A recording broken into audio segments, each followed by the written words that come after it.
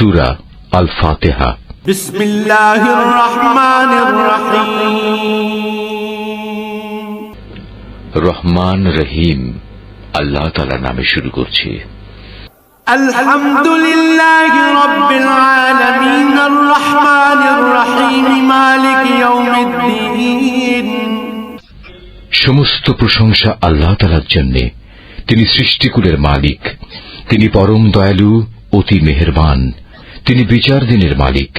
ইয়াকা না'বুদু ওয়া ইয়াকা নাস্তাঈন। হে মালিক, আমরা তোমারই বন্দেগী করি এবং তোমারই সাহায্য চাই। ইহদিনাস সিরাতাল মুস্তাকিম সিরাতাল্লাযীনা আন'আমতা আলাইহিম গায়রিল মাগদুবি আলাইহিম ওয়ালাদ-দাল্লিন।